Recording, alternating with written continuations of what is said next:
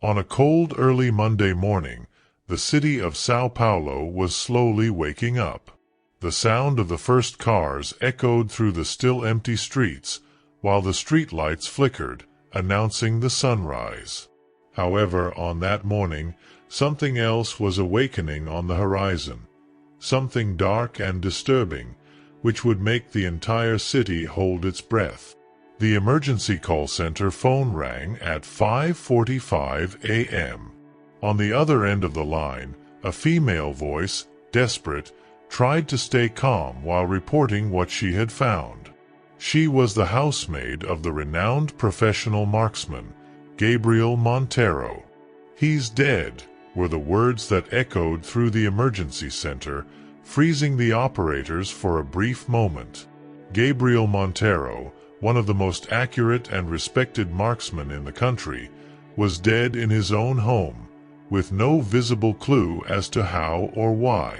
The crime scene was intriguing, to say the least. Gabriel was found sitting in his favorite armchair, his body relaxed as if he were taking a nap, but lifeless. There were no signs of struggle, no evidence of forced entry. The weapon he knew so well was on the table beside him, untouched, loaded, but never fired. On the floor, next to his feet, lay a single piece of paper, precisely folded. The investigator in charge of the case, Leonardo Vasconcelos, a police veteran known for his ability to unravel the most complex mysteries, arrived at the scene with a nagging feeling in his gut. Something wasn't right. He knew Gabriel, not personally, but by reputation. A meticulous, cautious man. For someone to catch him off guard, they would have to be either very skilled or have inside knowledge. Leonardo picked up the paper, carefully unfolding it. What he saw left him perplexed. It was a simple drawing of a target, the kind found at shooting ranges, with concentric circles, but the center was marked with a small red X instead of the traditional black. The paper was the starting point of a journey across the city that Leonardo could never have predicted. Within hours, news of Gabriel Monteiro's death spread through the media like wildfire. But it was what wasn't being said that intrigued Leonardo. That target. It was just the first. That same morning, other emergency teams began reporting the discovery of similar targets at various locations around São Paulo. On each one, the small red X seemed to pulse with a riddle that defied logic. Leonardo found himself immersed in a frantic chase, where each target found seemed more enigmatic than the last. Each marked location appeared carefully chosen, from the tops of abandoned buildings to walls in dark, forgotten alleys. What had started as an investigation into a death soon turned into a race against time to decipher the puzzle left by the marksman. But the question that wouldn't leave the investigator's mind was, if Gabriel was dead, who was behind the targets? The clues intertwined in a confusing way, almost as if they were being manipulated by someone who knew every move Leonardo would make. It was as if he were being guided, a pawn in a larger game. And the further he advanced, the more convinced he became that Gabriel wasn't the only target. The city, with its bustling streets and chaotic architecture, now seemed like a chessboard where Leonardo was the pawn. At every corner, he felt the invisible eyes of an enemy who knew every detail of his life, every weakness.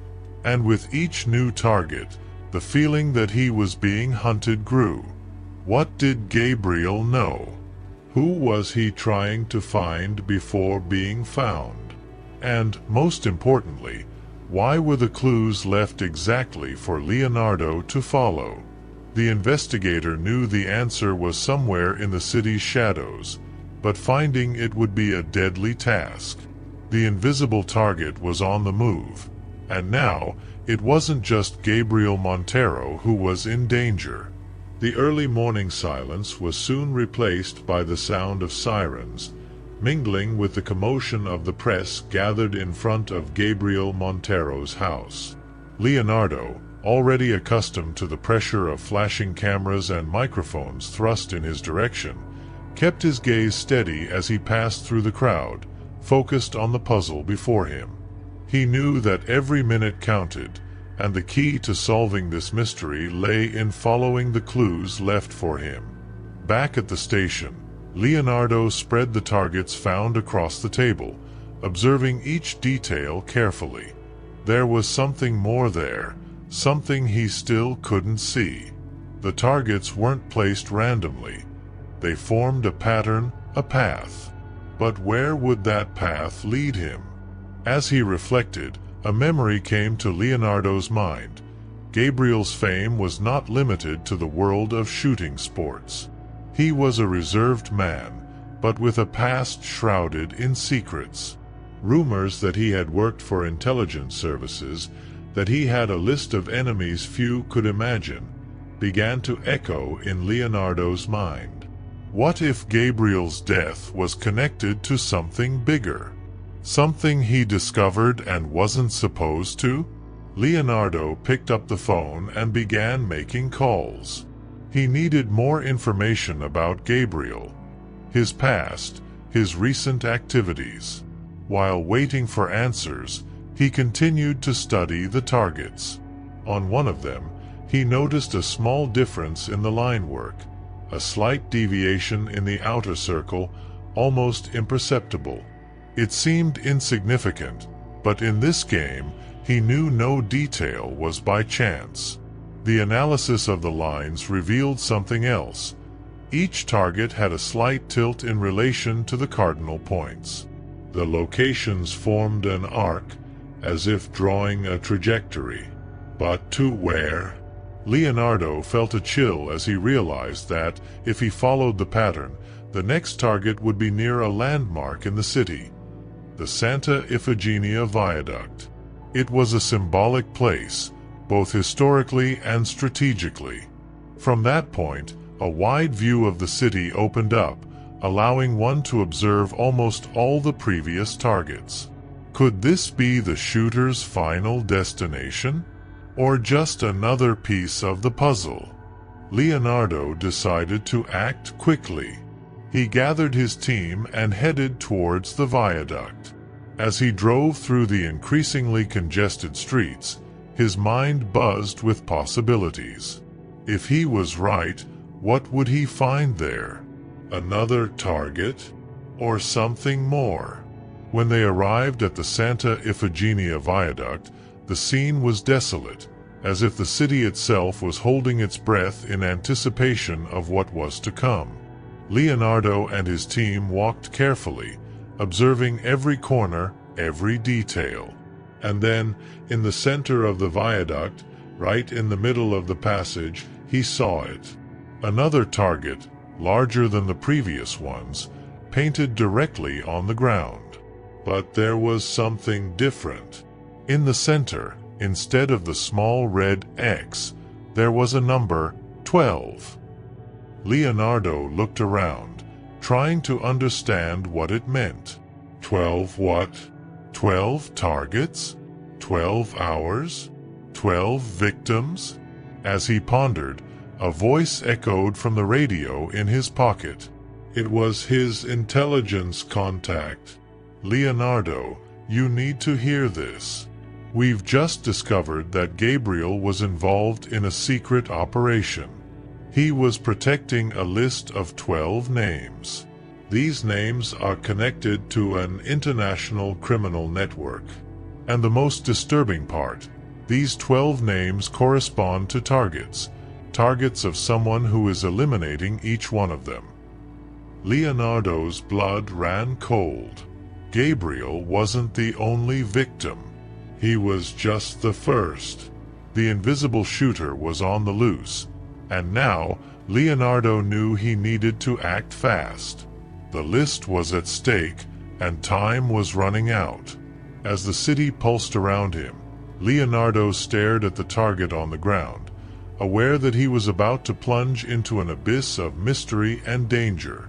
But to save the next victims, he would have to follow every clue Gabriel had left behind.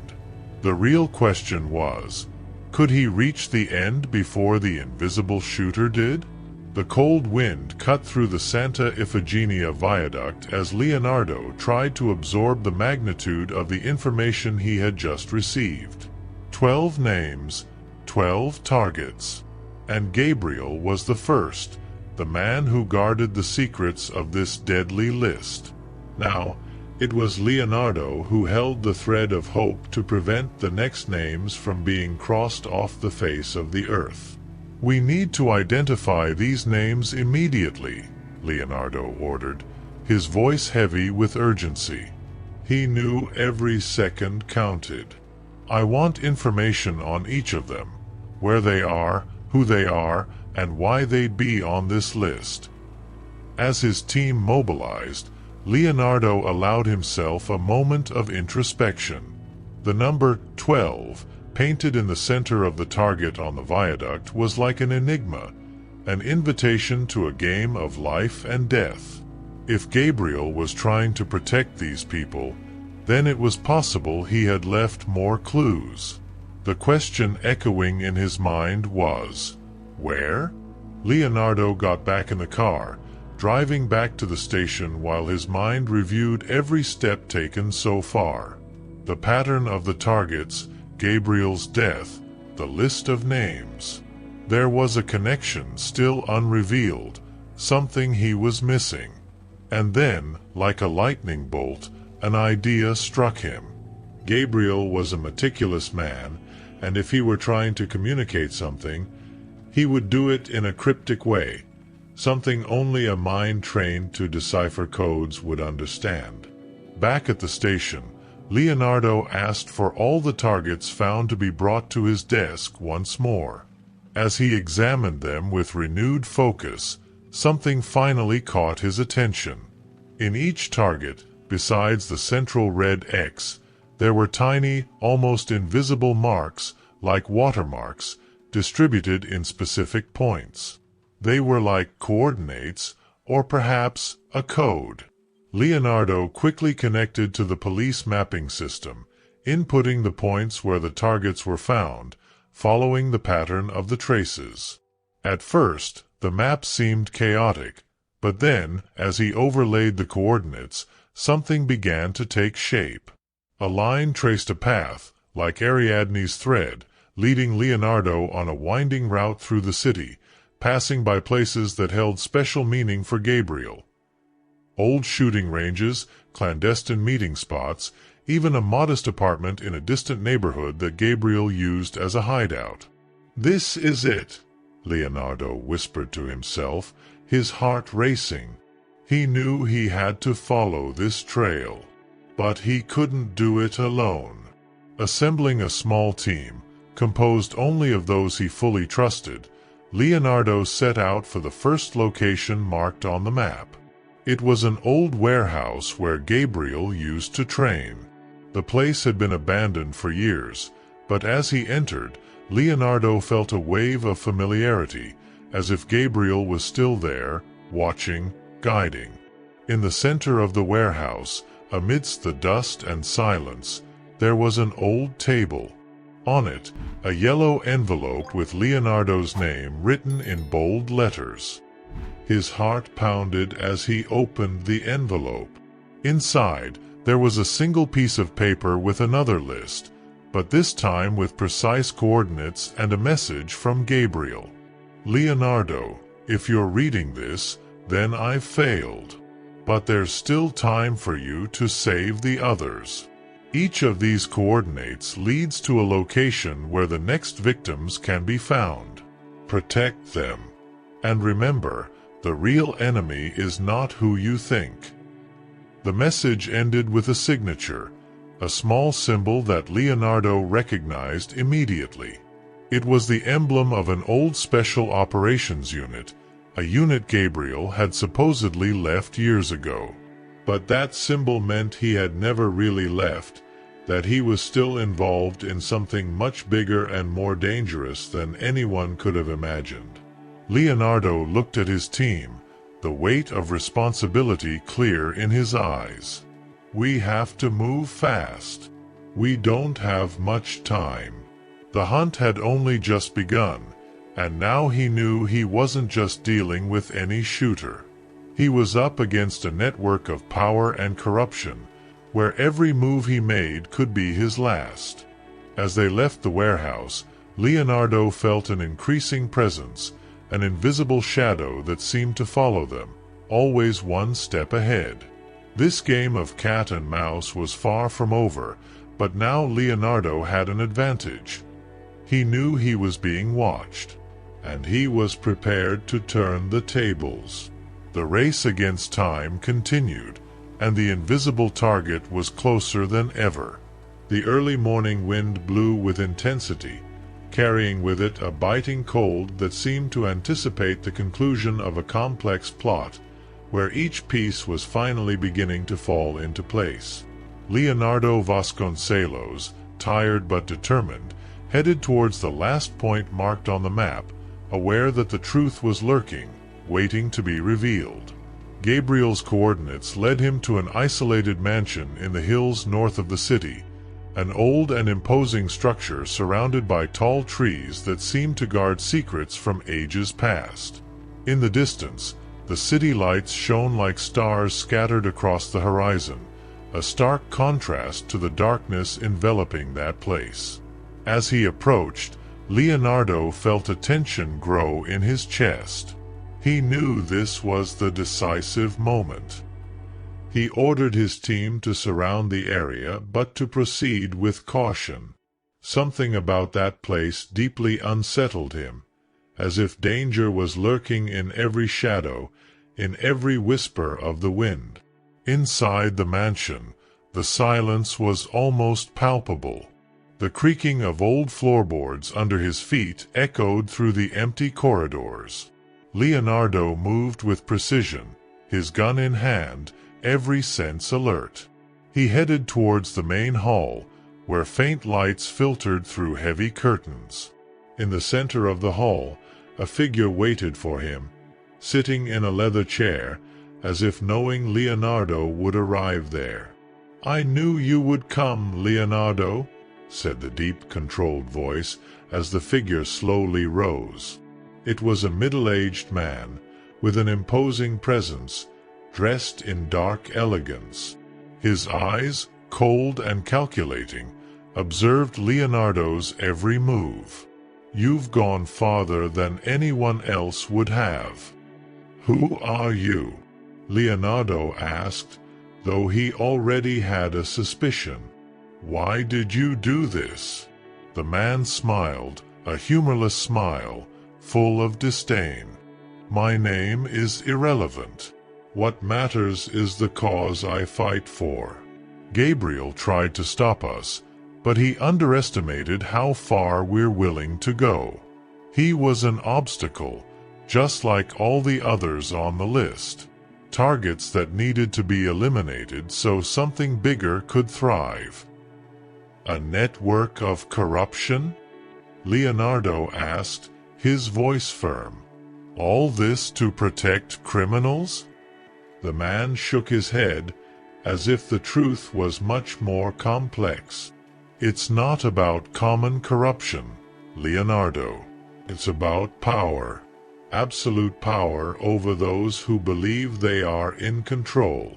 What Gabriel discovered threatened to expose not just an organization, but an entire command structure. We couldn't allow that. Leonardo felt the weight of the man's words. The revelation was overwhelming, but he couldn't let it shake him. "And now? Are you going to kill me like you did with the others?" The man took a step forward, his hands visible, as if he feared nothing. "I don't need to get my hands dirty, Leonardo. You're already at the end of the line. Your steps have been watched from the start. Every move calculated. You merely followed the path we laid out for you. Leonardo, however, was not easily intimidated. With a quick motion, he drew his gun and aimed it at the man. You may have planned everything, but you didn't foresee this, did you? Tell me, what's stopping me from ending this right now? The man laughed, a laugh that echoed through the mansion's walls. You think I'm the real enemy, Leonardo? I'm just a piece, just like you. True power doesn't reveal itself so easily. But go ahead, if you believe that will solve anything. Before Leonardo could make a decision, the hall was stormed by agents from his team, who quickly subdued the man. But the smile on his face remained, as if he knew he had already won. As he was taken away, the man cast one last look at Leonardo. You can't stop what's coming. Gabriel tried, and look where he ended up. The real enemy remains in the shadows, and you'll never find him. The man's words hung in the air as he was led away, but Leonardo felt that the battle was far from over. Even though he had captured one of the leaders, he knew that the true enemy, the one pulling the strings behind everything, was still out there, watching, waiting. Back at the precinct, Leonardo allowed himself a moment of rest, reflecting on everything that had happened. He knew he had done everything within his power, but the feeling of incompleteness haunted him. The invisible target was still on the move, and he needed to be ready for the next round. And so, as Sao Paulo returned to its normal pace, Leonardo Vasconcelos remained alert, aware that a new threat could emerge at any moment. The hunt had ended, but the war against the invisible was just beginning.